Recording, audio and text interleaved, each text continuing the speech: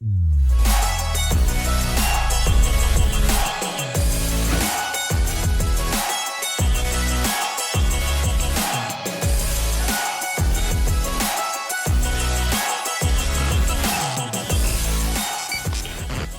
right, everybody, we are back with another episode of the What's Next podcast, and it's been a while.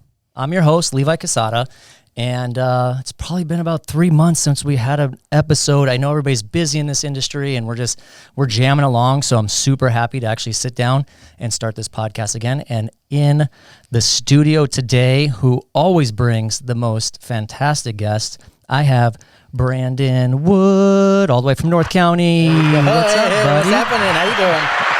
You excited for today? Oh, I'm pumped. Ready to be here. Oh, I gave you 2 applauses there. Hey, bring another one. You want another one? You want the little guy right there? I'll give you a little guy. Give you a little guy. There we go. Not too much. Let's save it for the guest. Okay. He deserves it. He does deserve it. So we've been trying to get this down. You were sick last week, and it's understandable. It's that time of year with the kiddos and the illnesses, and I'm glad you're better. Yes, same. Before the holiday seasons. I mean, those things go through the household, and whew, yeah, it's a plague. Yep. And we'll talk about this with this beautiful man next to you. I say beautiful or handsome? Well, I'll say beautiful. All right, well, let's introduce him. He is your Gonzaga Bulldog, Pete Giacalone. Welcome to the show. Thank you so much. Thanks for having me on. I'm excited to be here. All right. He gets the full applause. Look at that. Thank you, everybody. Hey, here we go. Of course. So thank you for rescheduling, by the way. Oh, absolutely. You're super flexible for us. And thank you for having me. This is fun. anytime. Yeah. I hope. So first podcast? First podcast. It's the inaugural one. Okay. So, yeah. Well, I'm just going to let you know. I mean, we've had plenty of people in the studio, but they say we're the best. So, it seems like you've got that reputation. I've heard about you guys. So. Yeah. It all goes downhill from here. So, at least you start with the best. Intro is always good, then it's all done. Wait. This podcast is not like that. I'm saying like any other podcast he's on. That's what I was talking about. Oh, okay. Well, that's good. All right. Well, we talked a little bit outside, just to get to know you a little bit. Let's talk about where you're from. You're a native here. I'm a native San Diegan. Yeah, and I'm proud of it. So grew up in Mission Hills. My parents are still over there. All my family's still here. There's a lot of Giacalones around, but the core Giacalones, my family is still all in town. I've got 3 sisters. No brothers. No brothers. Wow, you survived. I survived. Good for you. Wow. Yeah. Hanging on by a thread, but yeah, definitely survived. Nice. Okay, in Giacalone. What? Yes. I would have pronounced that. I would have butchered it if we didn't talk earlier. And a lot of people do. Okay, what do you get called sometimes? I've got Giacalone, whatever you can think of. I mean, I've got the hard G instead of the soft G. Yeah. You get those telemarketers and giving you a call, they've got no clue. And Yeah, it's not your friend at that point. yeah, absolutely. It's an easy way to hang up on them. Yeah. So. Is it Italian? It is Sicilian. Sicilian. So from Gonzaga, which Okay. is a little region in kind of the south west region of Sicily. I got the chance to visit there in 2011, and it was amazing. There was like Giacalone fishery, Giacalone furniture, all these things. Really? No way. That's rad. It was cool. It was an experience. It was definitely one of the most fun trips I've ever been on. My parents actually were just out there a couple months ago and had the same experience. Okay, is it a common name like Smith out there, or is that family? It is. Yeah. Businesses. So within Mazzata, it is a common name out there. Okay. They do common names differently. Yeah. They like to make the common names a little bit more complicated. Yeah. But my family came over for the fishing industry. Okay. So my dad was a fisherman, my grandfather was a fisherman, and that's what landed us in San Diego. So I'm not from here, just being like having guests on this podcast, I had no idea that this was a fisher. I mean, I should have, because at the West Coast, it's on the ocean, but it's a fisherman's town, right? Back in the day. Big tuna fishing. Yeah, this is where the tuna fleet was. And Yeah. so my grandfather was part of that. My dad was part of that. And as it got more commercialized, I think it kind of died down and dwindled down. But there are still signs. You go to Petco Park, you'll still see the bumblebee tuna thing outside there. So you'll still see it. Wow. I never knew. Big Portuguese, a lot of Portuguese families are in yeah. it, and a lot of Italian families. And so we're still familiar with a lot of those families just because of the history of those families. Yeah. So, yeah. And Point Loma was a big... That's where you'll see a lot of the Portuguese families still over there. Yeah. So Mission Hills, a lot of the Italians settled there. Little Italy, it's because of the fishing industry. Right. And Point Loma was where a lot of the Portuguese settled. So It's a very brief history on Point Loma and Mission Hills. Love that. I love that. Yeah, and you see some of those homes. You ever been like from those caravans and stuff and walk through those homes, and they got these crazy like dungeons almost, it feels like, down there. Like, there's some people that lived down here at one point. Yep. Right? Yep. Yeah. Yep. Yeah, no, absolutly. That's Yeah. crazy. Yeah. So what was it like growing up San Diego? Surfer? You're a surfer? Surfer. Yeah. Nice. Yeah. Grew up going to the beach all the time. Was a San Diego lifeguard and got involved in that whole space actually from a guy, Sergeant Sandmeyer, who attended our church. He was part of the parish. He would see all of us Giacalones running around, and he said to my parents, "You've got to get those kids in junior lifeguards." And so at 9 years old, I started in junior lifeguards and then fell in love with the ocean. Became a junior lifeguard intern, and then went on to lifeguarding, and then just, fell in love with surfing and everything beach related. So I'm Right. still out there all the time. That's cool. Yeah. Any crazy stories being a lifeguard? There were Good and bad. Like, I mean, share what you want, but I mean, Yeah. No, there were a couple fun ones. I was lucky enough to have, how it works is usually you'll go to the bay for the first year as your lifeguard. I was lucky enough to go straight to the beach.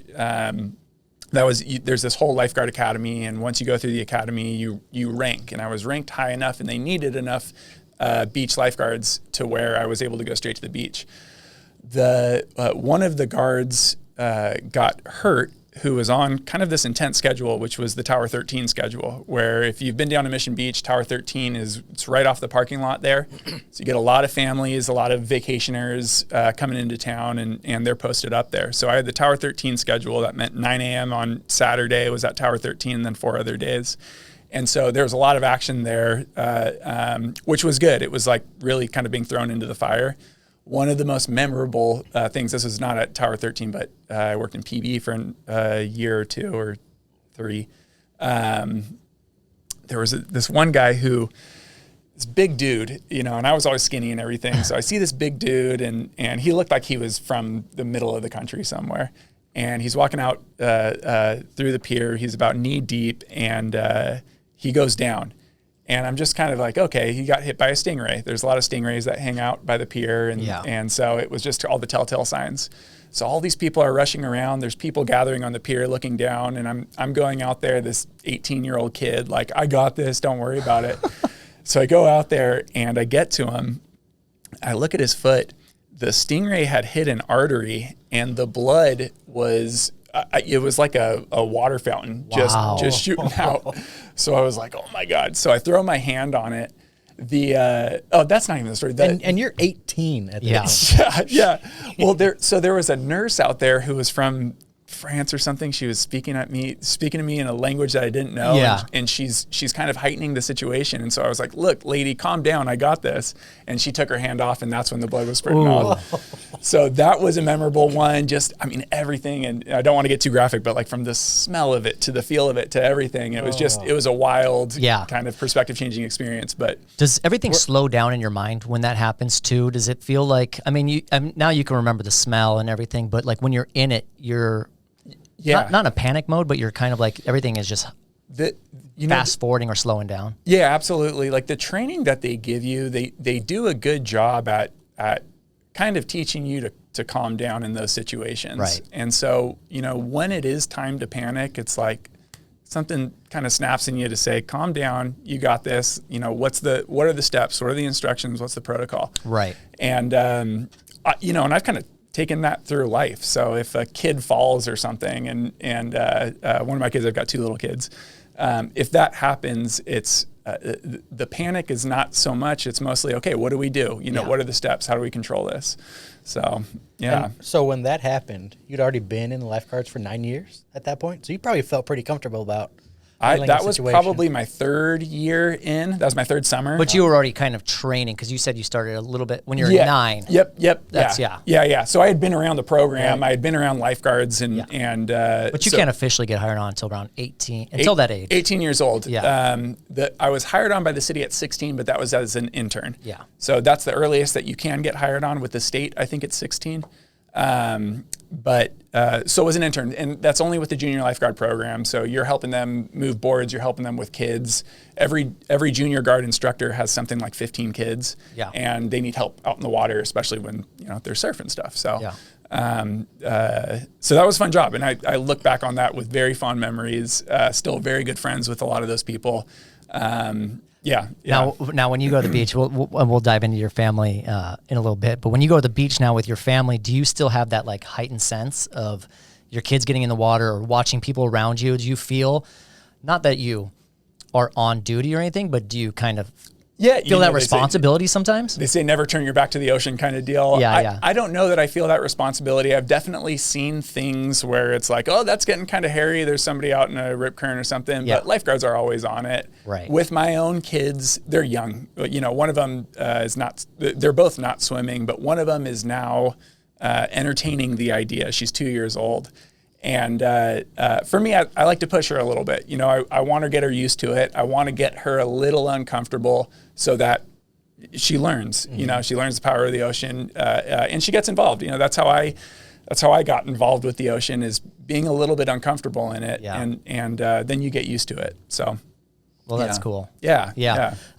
Let's jump back into you being a San Diego native and then deciding to go out to Spokane, Washington to go to college. Like what? Go Zags. Yeah, go Zags. Hey, I'm just going to throw this out there. I feel bad for saying it even asking it. How many basketball championships do they have? Oh, you had to do it. I mean, I'm just wondering. I was just looking it up before I got in here. I guess I can respond by asking, how many consecutive times have we gone to the Sweet 16? I know. So look, I get it. I get it. This is let's mark this date. What is it? November 20th. Your predictions. Do they have a chance every year? Do they have a good chance this year? They do. I like our team this year. Last year we went a lot further than I would have anticipated. I didn't think that we had really the pieces last year. This year it's a lot of guys who have come back. Mark Few has got a great program. He's really the one that's built the program. And I was actually just at the game on Monday, and it's a lot of fun to watch him every single year. But yeah, I like this team. We're number 3 right now. Yep. I like this team. I like this team a lot. Well, I'm just going to throw another curveball in there. Go Cats. I'm a University of Arizona guy. So okay, well, you got Tommy Lloyd. We got Tommy Lloyd, so we stole Tommy Lloyd from you guys. And, he's done a great job with our program as well. But there's part of me kind of roots for them because of Tommy Lloyd there. Of course, and I'm the same way with Gonzaga, knowing that and it's just it's not like a Duke, and I'm sorry for saying this, anybody who's a Duke fans or, Connecticut fans, stuff like that. I'm tired of seeing that over and over again. Totally. Like when Baylor finally came up, it was cool to see Baylor, make it. But seeing Gonzaga in the finals or even in that Sweet 16 every year is cool. Yeah. No, it's fun. I mean, it's, look, we lost the Chargers, and there was a lot of disappointing years there. The Padres have been good, but there have been disappointing years. Yeah. So to have Gonzaga and to have the basketball program, it's the best time of year. Fun to kind of hold on. Yeah. It's my favorite sport. I've learned to love college basketball. Yeah. Then kind of leading up to that. So going into that, are you a basketball player? Did you get a scholarship to why Gonzaga? Did you go and visit and it was amazing, or? Never visited. I was actually going through the lifeguard academy at that time and was just all in on swim. So never visited, which everybody calls me crazy for because it was San Diego to Spokane, which is and it was a little bit crazy. Yeah. But no, I got an academic scholarship there. I've got 2 left feet. I did learn a love for basketball when I got up there. And so I did start to play. I played some pickup, was on intramurals, and have taken that with me through even today. Every once in a blue moon, when I'm able to get out after the kids are down and I'm not too tired, I'll get up to the Arc up at the Aztec Recreation Center. Yeah. And I'll play with some of the younger kids there. But no, never really grew up playing too much. I was always tall, but that's all I really had. Other than that, I was always a water kid. Yeah. So that Bulldog life, how, going into, it's a basketball school, 100%, right? There's not much else to do other than basketball. Yeah. It gets cold. And so you hunker down and you root for your Zags. Yeah. Spokane, I should take that back. Spokane is a very cool place. I think it gets a lot of crap for some things. But I loved going to school there. To me, it was 4 years in a different place, which was healthy. You know, it wasn't San Diego. It was somewhere completely different. I've got kind of a love for the Pacific Northwest after spending 4 years up there.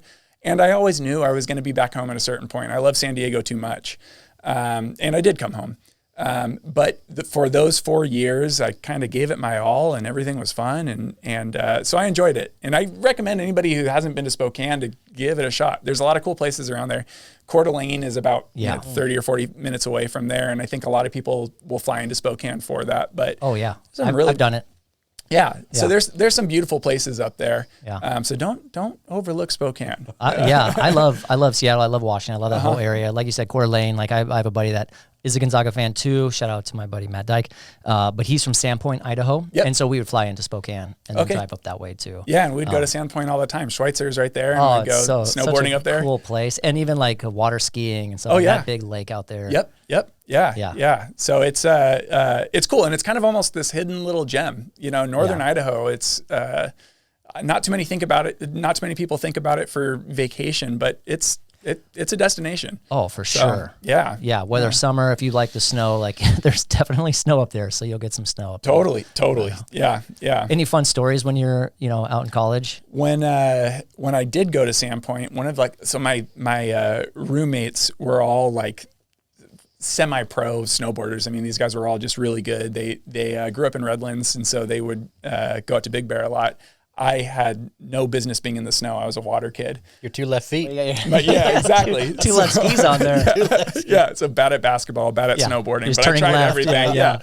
But what was it? One of the we had partied the night before, was really hungover, and we decided to wake up at like 6 and go out to Sandpoint, go snowboarding.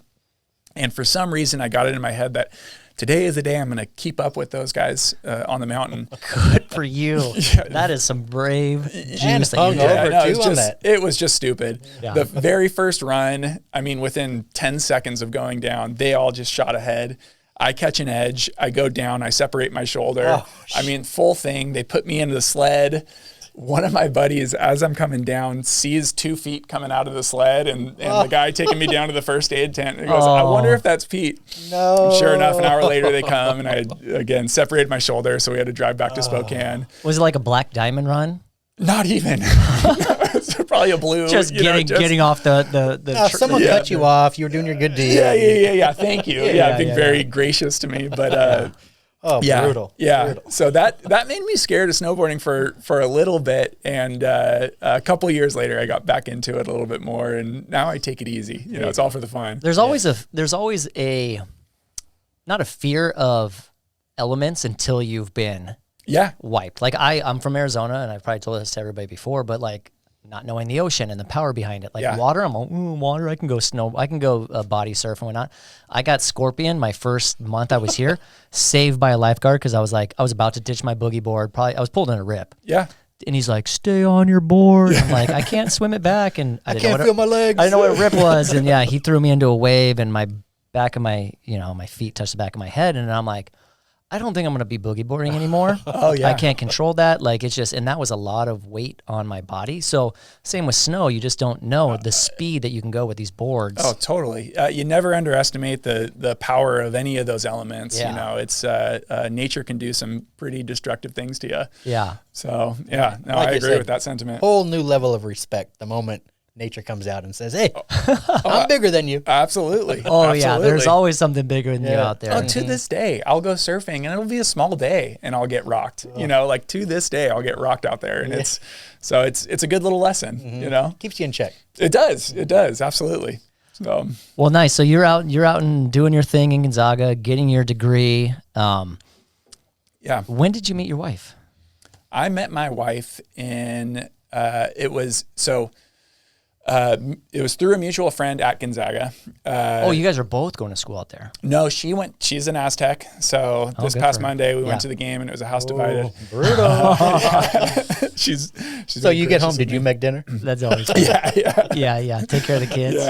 We should have made a bed over that next time. No, so we actually met like well before we ever started dating. So we met in 2012 through a mutual friend, and I thought she was beautiful. I thought she was gorgeous. I thought she was nice, and she is all of those things. And But she was either dating someone or I was dating someone, and that window of opportunity never really opened until 2020.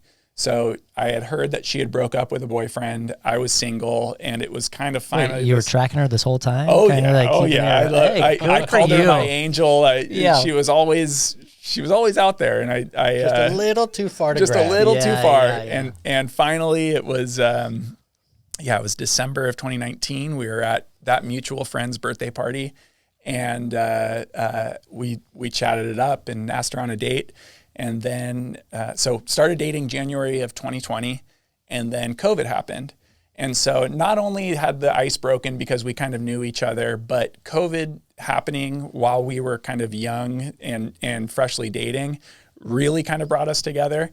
And so we were engaged after only 11 months, which is quick to some people and maybe even long. Well, that's like was ready 3 to years marry her. COVID time. For sure. Yeah. Easily 3 years Oh. COVID time. If you could if you're getting married or proposing during COVID time, you love that person. You're locked Oh in. yeah. Because we'll talk about that too. I mean, the opposite of that, but No, absolutely. Yeah, Yeah. no, we thrived through COVID. Yeah. So it was funny. We would joke about it. Everybody was having this hard time, and it was a hard time, but her and I had this like little blissful, like work wasn't so demanding because everybody kind of understood what was going on. Yeah. We got to kind of hang out. She was living in Sunset Cliffs and I was living in Mission Beach. So we were both on the beach. I mean, it was just really kind of a fun time to look back on. And yeah, so we got engaged in November and then married, and today is actually our 3-year anniversary. congratulations, I man. actually Yeah, just you- saw you- that. So, yeah. Yeah, So, anniversary. And your dad's birthday right around here? yeah, my dad just turned 70 2 days ago. Wow. So we had a big Yeah. party for him over the weekend, which was Jeez. really cool.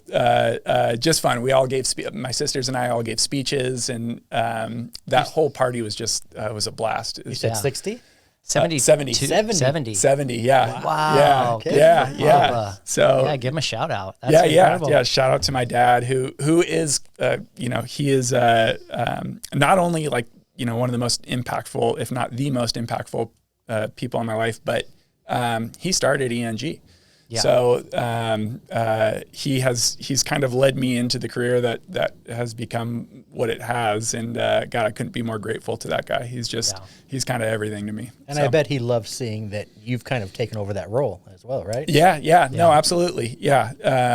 It's fun, like at this point, he has since kind of taken a step back and has enjoyed himself. He's going and traveling with my mom, and they're doing everything that they should be doing right now. But he is still very much involved in a consulting kind of way. So we'll still rap about work. He knows all the clients and everything, and he knows the drill. He's a past president of San Diego Association of Realtors, and just a very accomplished guy. And I look up to him a lot. So yeah, but we have fun. We have fun talking about work and kind of dealing with the pains of management. Yeah. So. I totally There's no forget. pains with property management. No, there's no. We'll talk about that too. But I totally forget how old are you? I'm 35. Yeah, you're a young buck, but like getting married and like, okay, so COVID, you have 2 beautiful kids. 2 beautiful kids, little Audrey and Matthew. Audrey and Matthew. Remind me the ages again? So Audrey just turned 2 at the end of October. Oh, God and bless you. Matthew is turning 1 in January. So we're in it. Yeah. Yeah, This dude, you're in it. this morning was one of those mornings where it's Oh, just I'm so sorry. I mean, 2 under 2, that's a thing. it's That's a thing. The Well, way you I got explain this it- gentleman too, who's sitting next to you. Oh, I know. I know. This is another guy I look up to geez. just Yeah, for I everything can't that even- you're doing. It's chaotic. It is work, and it is the most rewarding thing in the world. Yeah. It's for anybody with kids. I mean, you including. Like Yeah. you just know that but you sign up for it. So there is a selflessness to it. There is you've got to kind of give up on some of the things that you might have loved before. I'm not surfing as much as I used to by any means. Yeah. But it's all worth it, man. It's I love them. It's just it is the most rewarding thing to see them grow, to see them develop, and to see them laugh and to see them love you. It's fun. And it's super crazy too. So when you have your first one, you're, let's see, I'm trying to do the time, 2 years ago. Yeah, 33. 2022. Yeah. You got married. You got married pretty quick. Yep. You had your first baby. You had got- Audrey. Yep. And okay, so I had a girl first too. This gentleman this guy's still trying to make girls over here. I'm not trying to make anything out of it. We won't show you how afterwards, but no. So I had a girl first too, and just Oh yeah. You just have so much love for this little being, and like there's nothing. There's no words. There's no words. Yeah. There's no words. And like whatever you do in life, and whatever you've done, and it's just you've had this. Like, how did you create this? And it's the most beautiful thing. Oh, it's a different kind of love. And so when you go through this year of having this love and this girl that just like looks up to you, and to have another one, like even when I was about to have my second one, I was like, how do I have enough love to give to another child? Because this one, same exact thought. Right? That second child is kind of like, I don't know if I'll love the second one as much as the first one. And you do somehow, like your body just fills up with this love again. And having a boy the second time. Yeah. Dude, we'll talk about this podcast later, after this podcast, about when they're, because mine's 14 and 8 now. Yeah. So I got some words. And girl, boy. Same. Same thing. I got some words of wisdom. Some wisdom to pass on. I could use that. Yeah, dude, you're in it, and I love that you're in it. I love like you coming in here and spend the time. And you said it was a day to day, but how do you take that in your work too? So you showed up today. You're giving us your all, and I love that. I know we were running behind, and you're still here. How do you manage that work and home life balance? It's tough. Again, it's chaotic, and that's part of the chaos. It's not everything is going to be scheduled the way that you had planned it. Yeah. You had planned it. If you need to get into work early, but things aren't necessarily going the way that you had planned, you've got to kind of roll with the punches. And that comes with the territory. I do prioritize my family. It's kind of family first. I know that these years are fleeting, and I don't want to miss out on that. Right. And so on the real estate side of things, like open houses are fewer and farther between because of that. I spend time on the weekends with my family. That's not to say I don't do them, but it's important to me. But I think kind of like the general theme is you have to roll with the punches. Yeah. That's kind of the best way you can handle it. And it's not always easy. Yeah. But it's the sacrifice that you make for kind of the reward that you get out of kids, So Most definitely. And like you said, I mean, every day could be tough, right? With work, you get home, you got the family. But once everyone's down, they're sleeping, you sit back and you're like, oh my God. I've got...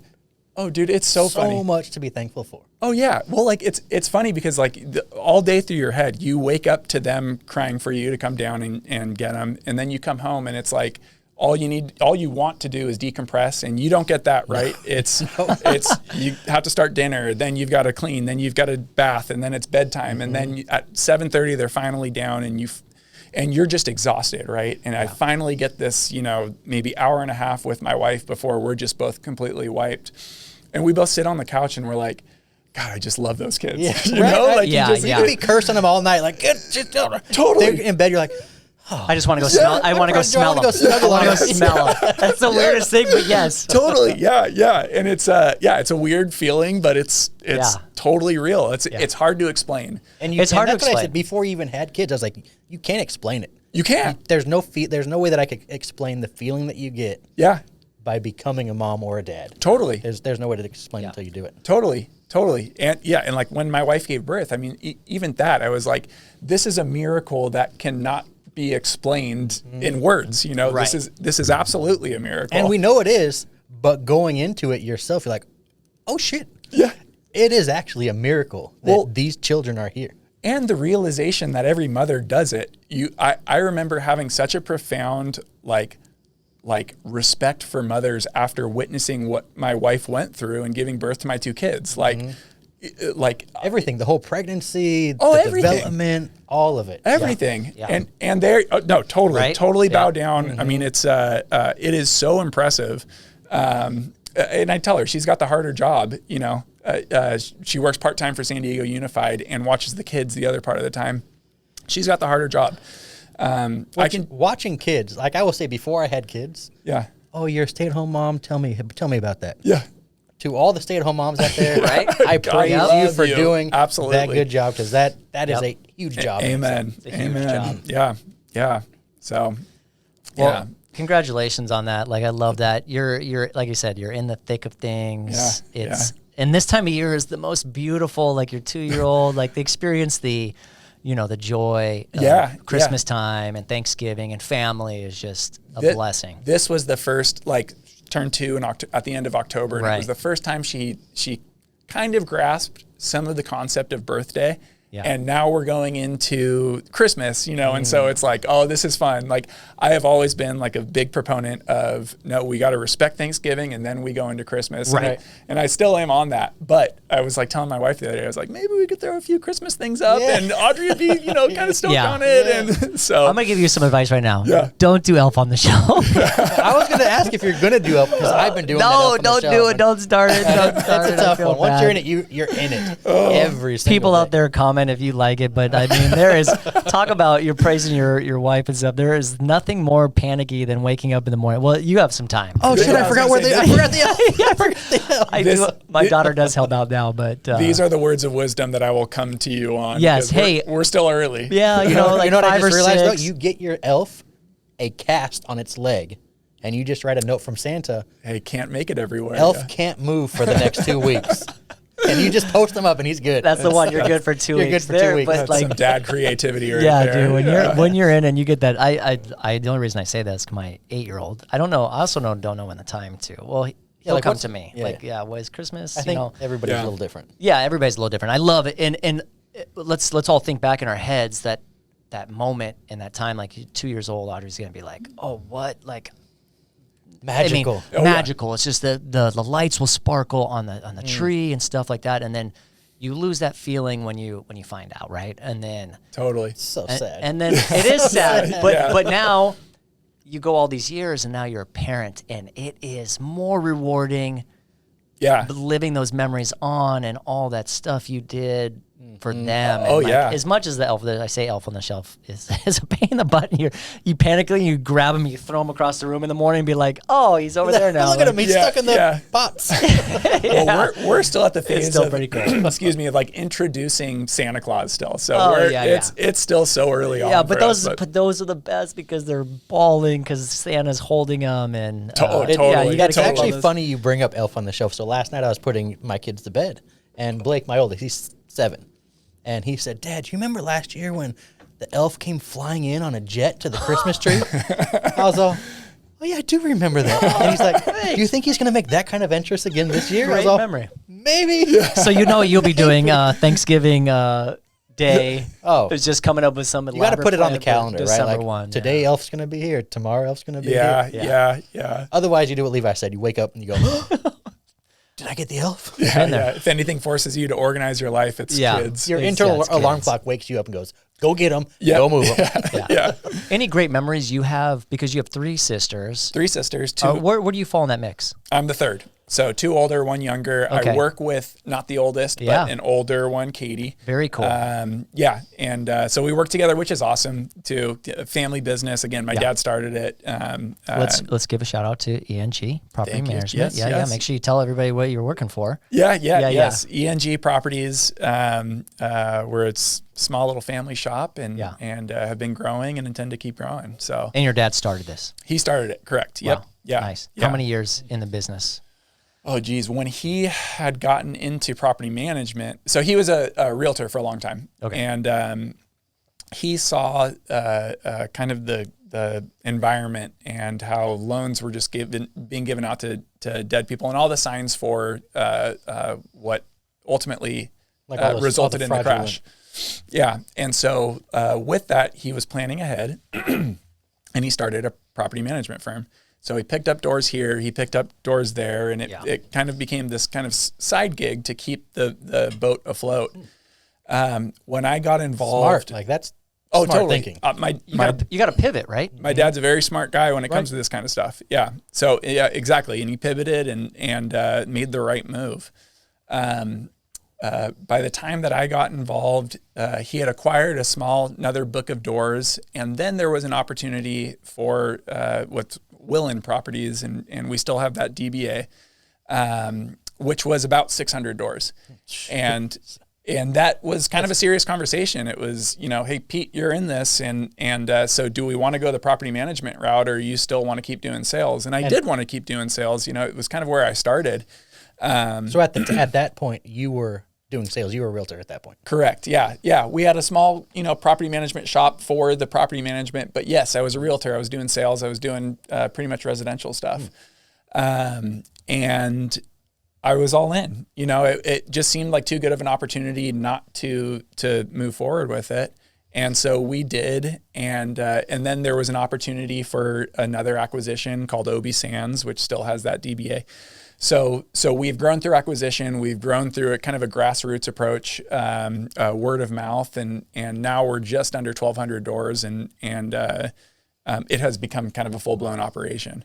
So yeah. Awesome. So it's a lot of fun. Yeah. And working with your family, how's that? It's good. Yeah. Yeah. It's we're both kind of out and about so much that we, if we were to be sitting next to each other all day, I'm sure there would be some contentiousness or whatever. But my sister's so cool to work with, and she's very easygoing. We get along, and it kind of makes it all a lot easier. There's also an inbuilt trust that you have with family that you don't necessarily have with anybody. You've got to kind of build that. But we've grown up together. We know each other inside and out. So that has made it a lot easier. That's awesome. Yeah. And you know that she's always going to have your back, and vice versa. Totally. Yeah. Totally. Yeah. We have each other's best interests in mind. And so that helps. Yeah. Yeah. Definitely. Yeah.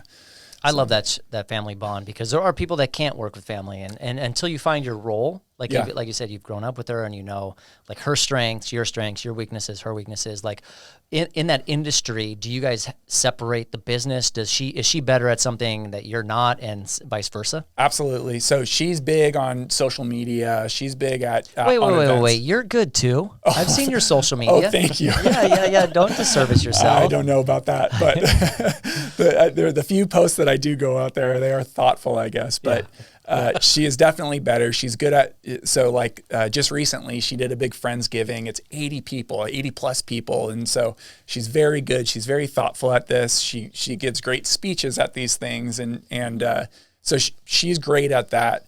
I just saw her on, was it KUSI? KUSI, yeah. So she was on KUSI twice very recently. And so she's pitching the real estate market and everything. Wow. And she just does a great job up there. It's not an easy thing, Yeah, you get put on the hot seat like that, and you're live, you just and flow and let it happen. That's great. She does a great job. She presents herself very well, and so it was like proud brother moment kind of deal. And the whole family was proud. Our text thread on our for our family is called InstaJack, and it was just going off. And so that's she really focuses on that stuff, and focuses a little bit more on sales than she does the management. For me, it's systems within our office. I'm constantly looking to improve those systems, touch points with tenants, touch points with clients, making sure that those systems are all effective, warm, friendly, mostly effective though. I want to make sure that our systems work so that our, all the foundations on these things are shored up, and we have a good system. Right. So is one more focused on sales and one on the property management? You kind of both dabble in both, or just kind of? I have been more focused on the property management. She has been more focused on sales. Yeah. But they do blend. Right. 100%. Yeah. I mean, with the amount of doors that we have, there are clients who will come to us for the sales. In which case we'll happily take them and go from there. That's not to say if we get a referral from another realtor, those sales go back to them. So just a little disclaimer there. If there is any referrals out there, those properties go back to you. But we do have that ability. With a real estate license, you could do pretty much anything. Yeah.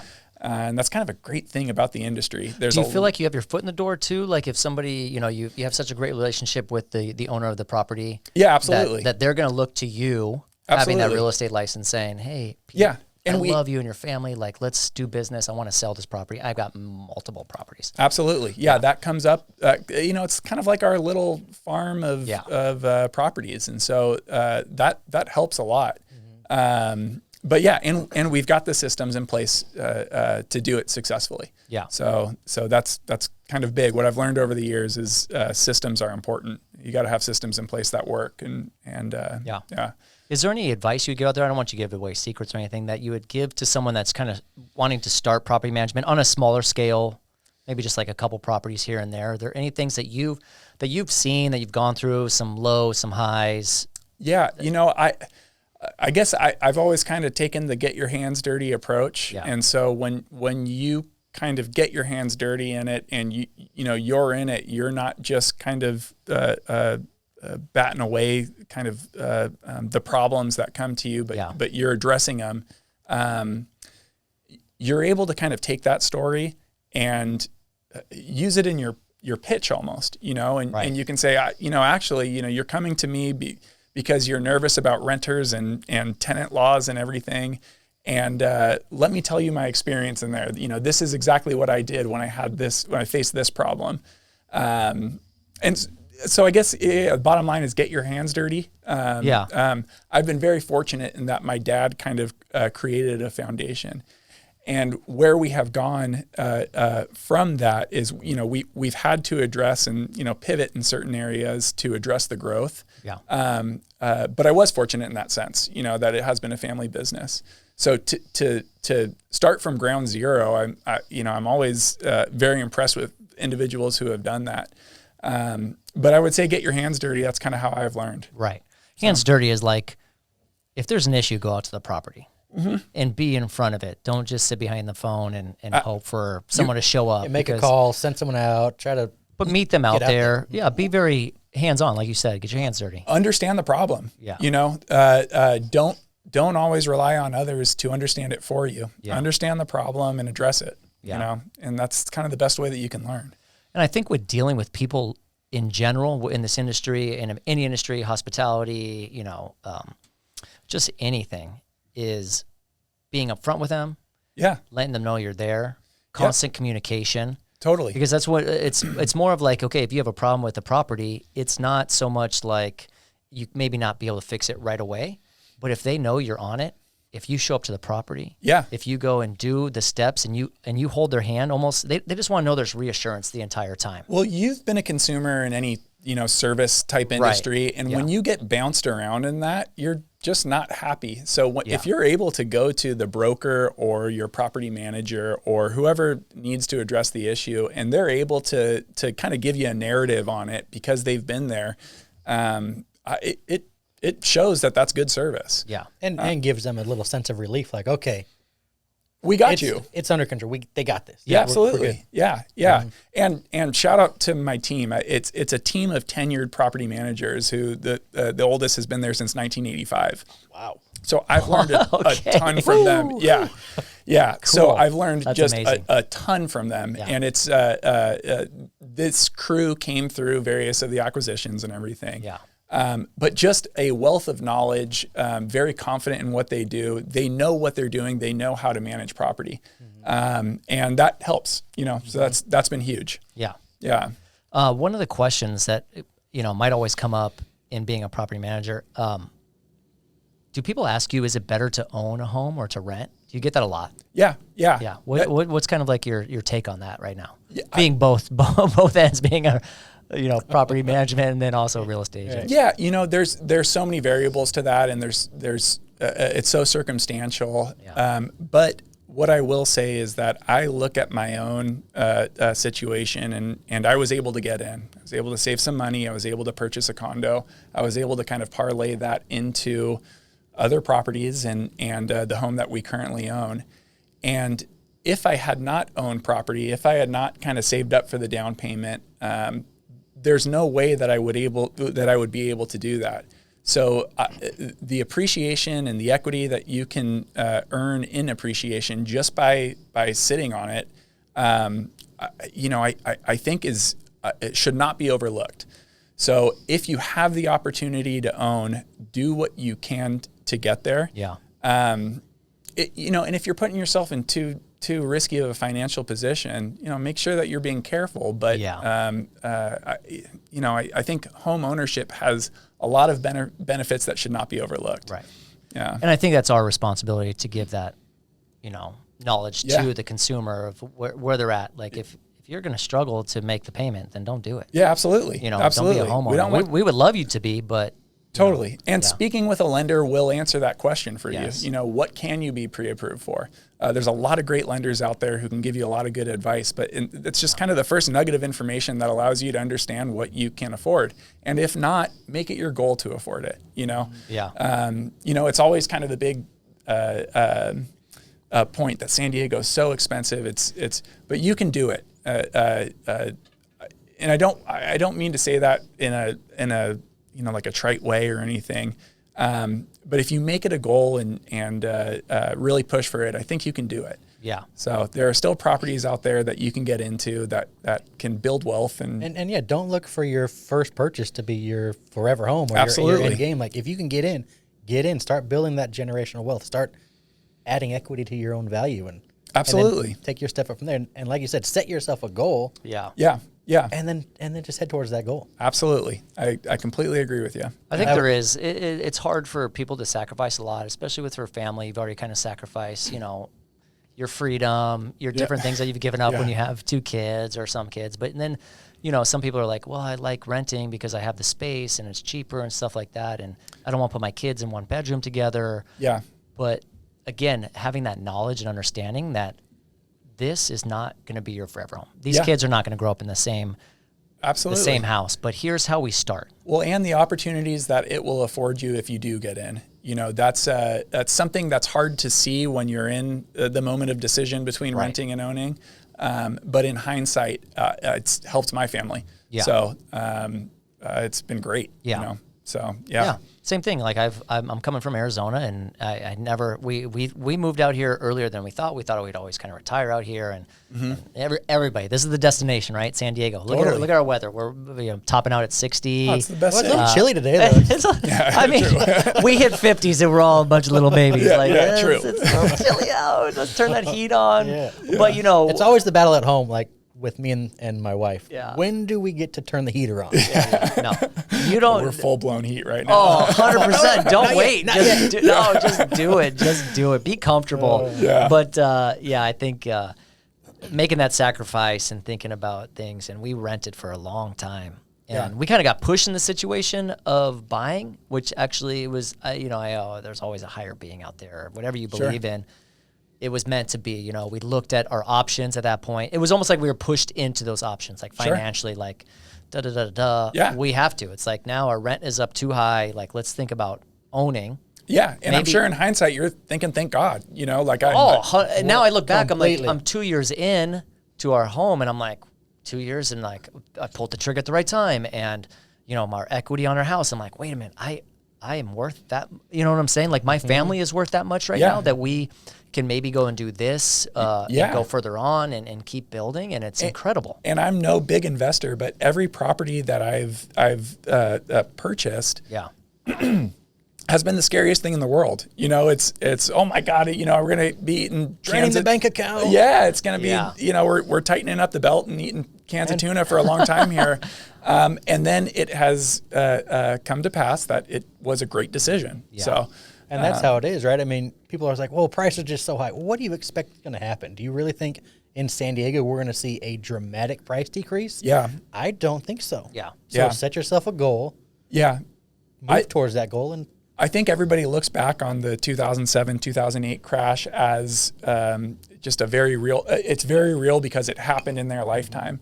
But that was such a dramatic event based on lending standards that were not legit. You know, like I said, they were giving loans to dead people. to anybody. Right. Anybody. Totally. Anybody. So, and it was that specifically that caused this. So And they learn from it. Absolutely. We'll never see that instance. Yeah. And not to say like we won't see something like that happen, but we're never going to see that type of boom in God REO willing. properties or drop in values unless something dramatic happens. But if you can get in, get in. Yeah. Yeah, Like I said, agree. I feel like I got in at the right time. I still didn't get in at the right time. Yeah. You know what I'm saying? Like with the 2020, with the COVID and everything like that was well, that was anomaly that will probably never happen Hopefully again. you refied during those COVID times. so, No, we didn't get in it during those COVID times. We're getting it. I was like, you kept seeing it move up and up and up, and now it's like we got like I said, so lucky. We bought a little condo in Mission Beach. Yeah. And the day that we closed was the day that the NBA shut down. And that's always like, to me, like the March sign 13th. Yes, it was March 13th. Good Yeah, for yeah. you. Day after my son's birthday. I remember because my dad was in town. Yeah. And I was like, what's happening to the world right now? You're Yeah. watching marble racing on the on the Ocho. So we're closing a property that day, and I'm like, oh, the world is melting down, and now I have this mortgage, like what do... You're going, oh, shit. Yeah. And then in 3 weeks' time, the market started, there were some things in place that allowed realtors to work, and then the market went up and up and up and up, and it was like, oh, okay. In hindsight, that was a great time to buy, but who would have thought? Who knows? It's like I said, it's always the scariest thing until, in hindsight, you're always a genius. Yeah. And you were in property management during that time too, right? Correct, Like yeah. how, I mean, I don't even know, like how did that change the game? How did that change your regulations, your rules? Like, Oh, it was a mess. It was a nightmare. Nothing made sense. There was an eviction moratorium. And so there was a lot that I think policy-wise was done wrong. I saw a lot of my clients who, this was what they lived off of. And tenants took these policies and kind of used and abused them. They didn't have to pay rent, and there was literally nothing that we can do with it. Now, I will say that those ended up being the anomaly cases that only happened with a few cases. right. For the most part, everybody was cool. Everybody kind of operated, but those anomaly cases were it was stressful. It was operating in an environment that we had no clue how to operate in. Right. And we couldn't. Our hands were tied. Yeah, Literally, you couldn't touch do anything. You couldn't do anything. Yeah. And this But, lasted hey, for a long time. The mortgage still had to get paid. No, totally. But you're and not getting that rent. And we saw, I had this client who lived out in Chicago, and she was this sweet little old lady, and her husband had passed, and she had a caretaker who I did a lot of the conversations with because, she needed somebody to help her, and her tenant was not paying. And she lived off of this, and there was nobody to talk to say, hey, we've really got to figure out a way to help this lady. It was the reality of the situation. So it was a nightmare. It was not fun to be a property manager.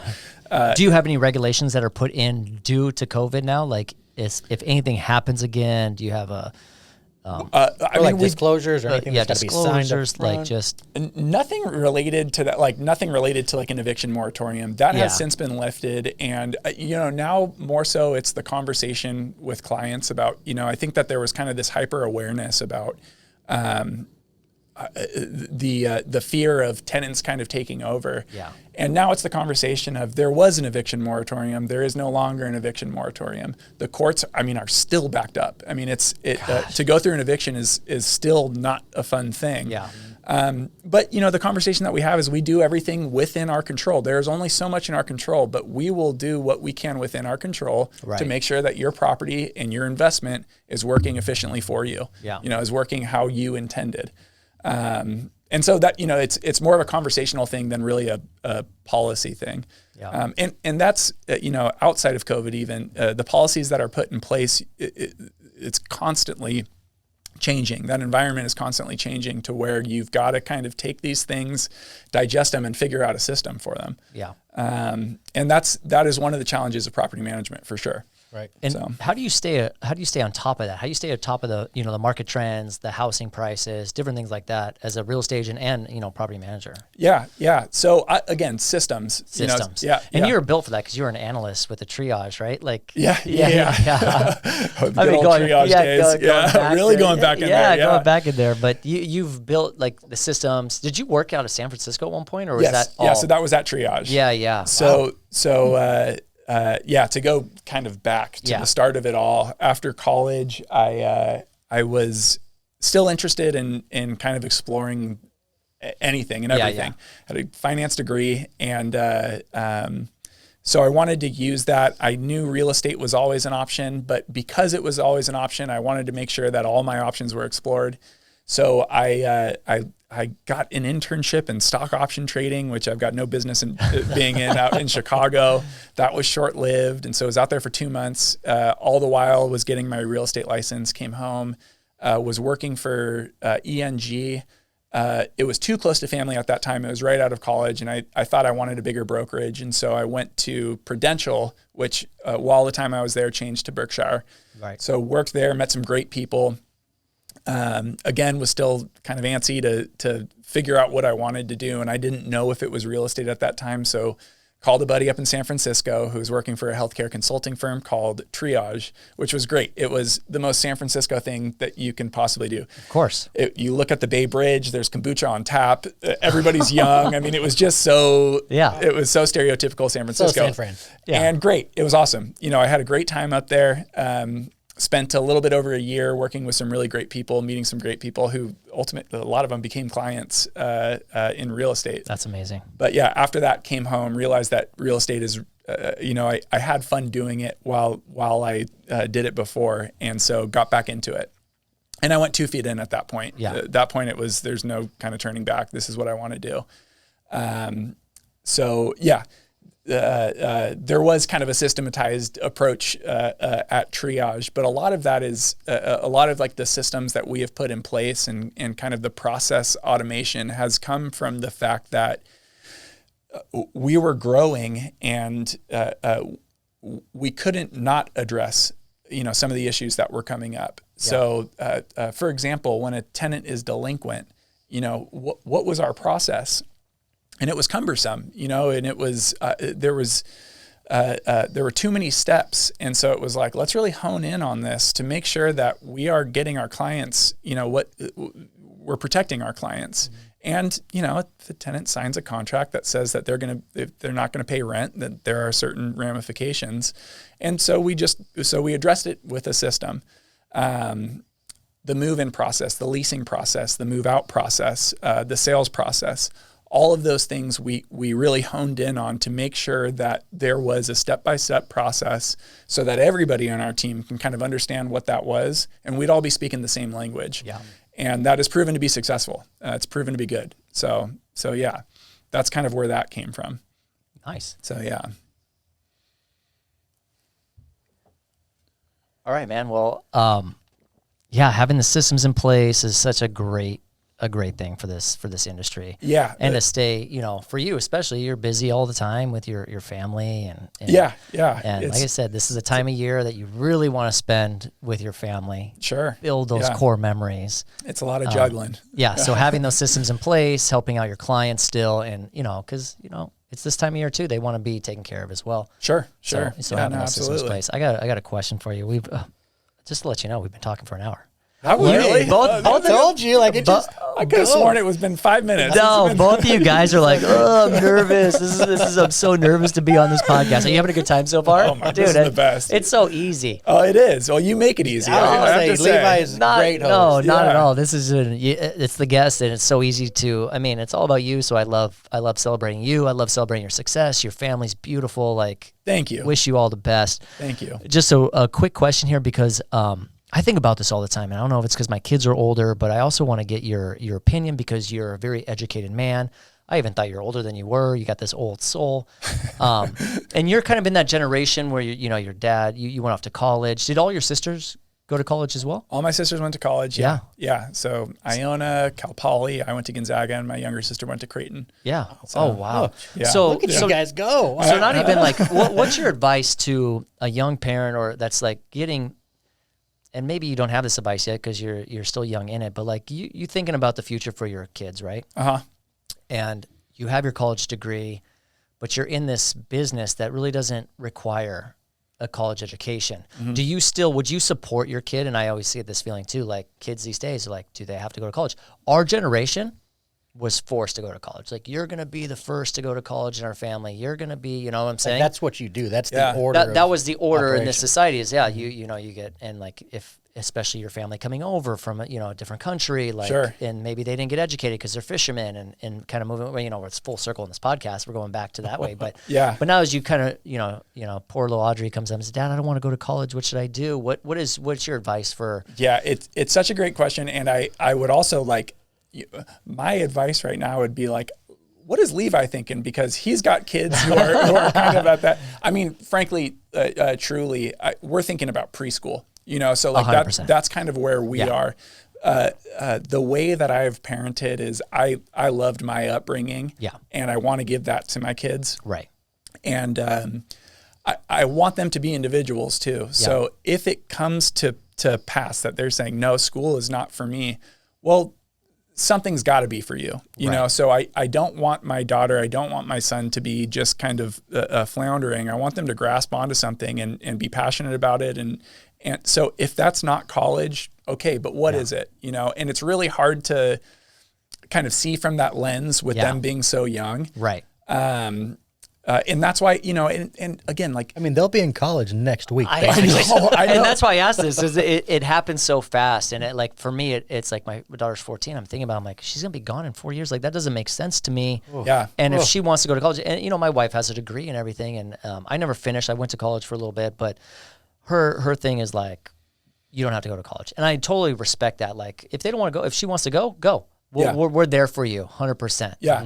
And it's definitely changed in our lifetime. You know, online school, trade schools have been out there. And so I think it's, speaking honestly, I would, you know, I think in my head, I want to see them go, you know, to college, but in theory almost, I just want them to have something, you know, and I want them to be happy, and I want them to be successful. And not look back on anything and regret not doing a particular thing or not following a feeling or a desire or a need. Or I think in its experience too. You met your wife. You wouldn't have met you know what I'm saying? Like, you meet your best friends. You even said, like, you know, you go to school with them. You have your basketball that you would have never had. Like, would you ever been a Gonzaga fan if you didn't go to Gonzaga? Like, and you follow them to. I'm a Gonzaga fan. I never went to Gonzaga. Well, that's because you gamble. Hey. It's because they're number 3 in the nation. They're going to win this year. But I've been very fortunate in that I have my sisters who all had kids before I did to kind of look at and understand parenthood a little bit better. My oldest nephew is 10 years old. And so I can kind of borrow that wisdom and their experience for the things that are ahead. But again, like I said, we're focused right now on preschool and like, it was a weird question, but I always think about that because I do come across very educated people in this industry. And sometimes you do think like, do I start my career at 18? Because we do have some agents that even come to us that young. Like, can I get you a drink? Oh, I'm not 21 yet. I'm like, what? Yeah. And it's very crazy in this industry that you don't need a degree. And my dad didn't have a degree. And dude, you left to go do some experience. Like, would you also give that advice to be like, get out of state? Go somewhere, experience something else. Yeah. So based on my experience, and again, there are variables there, but based on my experience, and a lot of the education I got wasn't necessarily in the classroom. Right. I studied abroad in Florence, and that was a huge, that almost taught me more than I could get out of the classroom. Yeah. There were a lot of great lessons in class, and there was a lot of good, I got a lot of good education out of that. But the education of kind of figuring out how to get from point A to point B in a place that doesn't speak your language, that takes some skill or some learning, and forces you to be uncomfortable. It forces you to kind of think on your feet, and you don't necessarily have to do that in a comfy classroom. Mm-hmm. And again, that's no knock on the classroom, but I think getting a little bit uncomfortable is good for you, And so, yes, I would encourage that. I would encourage going out of state. I didn't know too many people who were going to Gonzaga. And so I met all the friends that I had up there. Yeah. And I think that was important for me. So I would support that. I would even push for that, but the circumstances will be what they are, and we'll see what those turn out to be. Well, and you hardly ever hear anybody that does that goes off to college come back and say, I regret going off and doing that. Oh, totally. But you hear the opposite all the time, right? Like, I wish I did this. Ttotally. Totally. Yeah, it's a good point. Live and don't live with those regrets. Yeah. It's a really good point. Yeah. Well, I'm sorry to put that in your head because now you're going to be thinking about it for years and years to come. It's like, oh my God, okay, first grade now. I got to think about application letter. Yeah, no, is she going to go to college? But no, I think it's just a good topic. Sorry, Amanda. I'm thinking about what's for dinner tonight. Yeah. So I was on this podcast today, and what do you think about Audrey? Staying in state. Where should Audrey go to college? What? No. Yeah, it's so crazy. And I almost want to just finish this podcast in saying that I love the education world, and I love the experience that people get. And like you said, you meet the love of your life, you meet your best friends, Yeah. You meet your business partners, Yeah. your networking group. So that's a good reason to go to college as well, outside the classroom. Oh yeah. Yeah, I'm part of the Alumni Association for Gonzaga, and that's been a huge referral network. Well, I was going to ask, do you get up there often now? Do you go to any games? Is there a Gonzaga group down here? Yeah, is there? Yeah. So I got my buddies down here who went to Gonzaga. I am the president of the Alumni Association down here, and that's been, frankly, it's for fun. Mm-hmm. You know, it's never with the forethought of business, but it has turned into business. Right. But there's such a strong alumni presence here that it's lended itself quite nicely to getting together, networking. We all have a similar interest.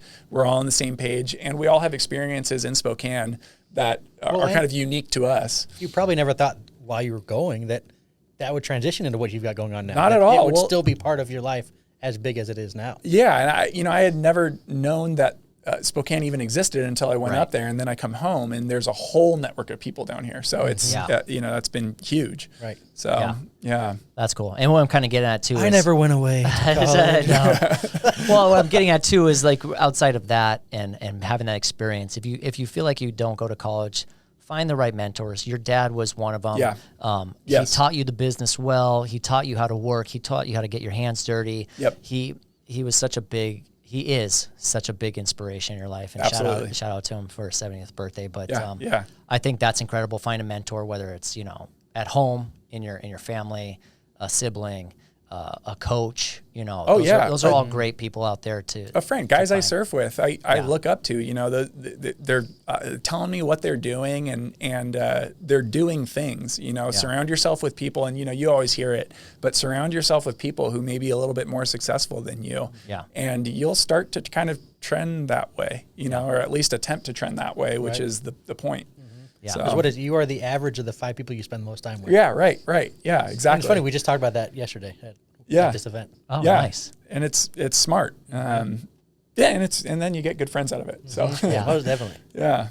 Well, Pete, thanks again for coming, making Levi, time for us, dude. This has been a blast. I got Brandon, one. thank you. Yeah, Brandon, thank you. Always coming from North County, man. It's both of you guys. We'll do this again. I think this is fun. Let's keep this going. Mm-hmm. I want to give a shout out to New Venture Escrow. Oh, we appreciate it. You guys have always done amazing for our office, and truly I appreciate you. I appreciate you guys having me on, and it's just good people here. Yeah, we love the community. We appreciate you. Yeah, we do appreciate you. Yeah. So I got one last question. Yes. What's next? What's next podcast? podcast? Oh man, yeah, no, that's a great question because it's 2025 is around the corner. Yeah, no, we definitely want more. We're not stopping at 2. Well, it's 7. That's this guy's sweating over here. I was just thinking about it. Yeah, we're still full throttle ahead. Good for you. Both come from big families. Yeah. I think 2025. I'm looking forward to spending more time with family. Doing little trips. I'm looking forward to pushing, going full throttle on certain things that we have not focused on, for example, marketing, that kind of thing within our office, because we've now kind of got the foundation and the systems to grow. So, a lot more property management and God willing, a lot more growth. I mean, that's kind of what we're going for. So, family and business, baby. That's what we're doing. So it seems like you're on the right track for all that to happen. I hope so. It feels like it right now. Things are in a good place. I will say, having 3, it's a lot, but it's rewarding. You get that extra love, right? We'll need to. The more you have, the more love you got to give, and it's a lot, but it's very rewarding. Yeah. No, it's great coming from you. You've got the experience. I'm still here. So. He woke up today.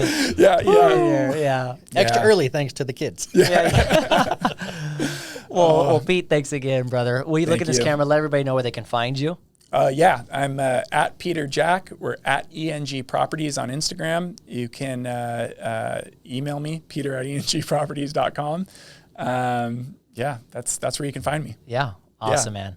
Appreciate so you much. again. Happy holidays. It's coming up. And Yeah, likewise. It's going to be 2025. We're going to have a great year, guys. So Yeah, I'm glad we got on this podcast on the schedule. Yeah. Kind of close into the end of this year. I love it. Yeah. Thank Yeah. you for scheduling all of this. And hopefully we run into each other at a few holiday parties. Oh, or the golf course. I love Or the that. golf course. of Yeah. course. All right. So everybody out there, you can find this podcast on YouTube for the full video, Spotify, all your streaming platforms that are out there for the audio. Find us on Instagram. Yeah, you'll see us. It's going to be, this podcast was amazing. So thanks again. Thank you. And I appreciate you. Yeah. Thank you so Brandon, much. Yeah, have thank you so yeah. much for coming down. This is awesome. Yeah, So this good. was a long time coming. Long time coming. Made it happen. Beautiful. Thank you, dude. All right, guys. Thanks.